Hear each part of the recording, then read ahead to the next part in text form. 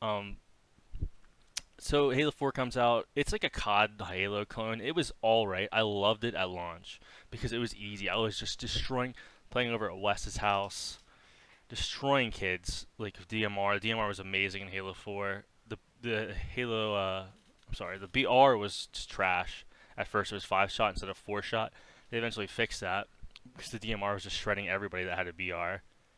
But yeah, I really enjoyed it at launch. I really loved the sounds of the game at first, but they grew old on me quick. The game was strictly casual, really no competitive thing to it, and I quickly grew weary of the game. And to this day, it might be my least played Halo game.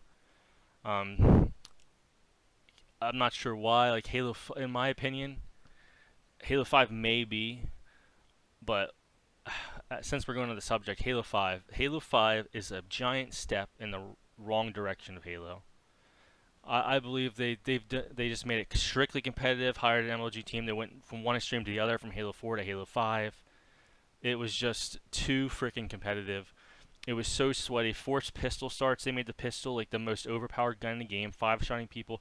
Pistol and BR fights, pistol could win until they updated it post launch.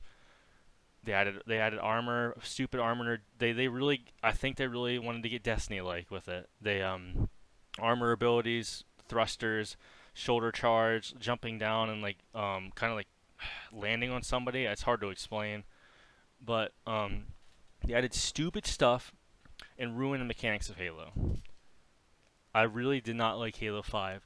Although I was able to hold 2 top leaderboard spots at one time with the Halo preseason before Halo 1 season, I mean Halo Season 1 for number 5 started, I was able to hold the biggest solo big team KD, which was like 3.27 at the time on it was like halotracker.com. And I was able to eventually, like 3 years later, hold the number 1 for Halo plasma grenade kills per game in an arena playlist. And arena is more competitive. It was like free for all. And I had, as you saw on my YouTube, I have a lot of really good, disgusting clips on Big Team, just sniping people, getting a kill-tacular with holding a pizza in one hand, and just all that stuff, destroying people. Big Team was fun, but it wasn't good by any means in Halo 5, and it wasn't available at launch. This is another game that was not available at launch. I mean, just the content was just garbage. There was no Big Team at launch. The campaign was atrocious. It was like a Last of Us 2 effect before Last of Us 2 came out. They made you feel like Master Chief was the bad guy. He was going uh, AWOL. They made you play as people hunting him down that were technically seen as good, just like Last of Us, and it was just the worst Halo campaign by yet. It's just terrible. And the multiplayer, as I said, strictly competitive. Didn't feel like Halo at all.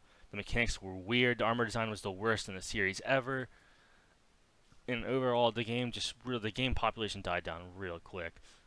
And I heard to this day, I heard you, like, even searching Infection, which is a populated playlist, sometimes you can't even find a match for 30 minutes to an hour. That's just crazy. 343, I think they finally realized how much they screwed up with the microtransaction system with the rec packs. I thought it was a cool idea at first, but it had a random pay-to-win items in it for a game mode called Warzone. Before before Warzone was a thing in Call of Duty. But just like a bigger big team mode, capture territories and stuff, like a big one. You had cards you could use for special vehicles, upgraded special mythical weapons of certain variants, but you could get them through packs. So say you spend your time and you buy money, you get money and you just buy a bunch of packs. You're just gonna get yourself some really overpowered weapons. Hey man, I have like 15 of these extreme beam rifles that shoot twice at one shot, which is true. There is a beam rifle that if you hit the body shot, which is a one shot kill because it has 2 beams. It was ridiculous, and you could earn it in game, but it would just take long, and it was randomness, RNG. Like you got stuff random, like loot boxes, and you obviously had to spend some time capturing, getting kills to be able to earn it again. You have to have enough points to purchase it in games. But people had overpowered weapons, tanks, everything. it was just broken, and people realized it, and that game mode just died for me very quickly after launch. It was very unfair and unbalanced. Not an example of what Halo should be. Halo is known to be the pinnacle of balanced shooters. So, bringing Halo 5 was maybe like a 6.5 out of 10 for me. That's really low for Halo. It just was not good. Not good. And a 3 for 3 finally realized it to listen to the community. And we can see in this new Halo Infinite multiplayer overview, I'm really loving everything from the multiplayer level design, the weapon design, the armor. The armor is the best in the series. Reach had great armor. This armor is like Halo Reach and 3 mixed. It is perfect. Like, it is beautiful armor. Adding bots, which I've wanted since Halo 3, that was a shocker to me. It very much a shocker. Uh, Adding new like damage effects, especially on the warthogs and vehicles, which was never in Halo before. Like, why wasn't it? I don't know.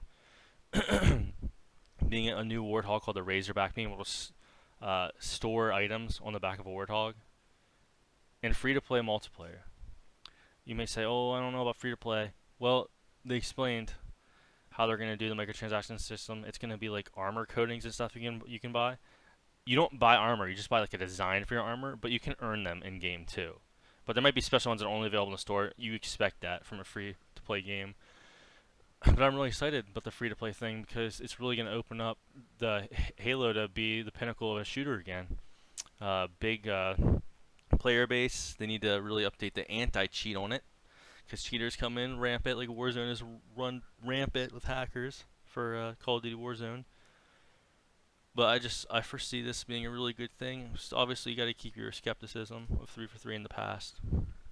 But I feel like they're really getting their bearings together, and it's gonna be the best Halo since Halo 3.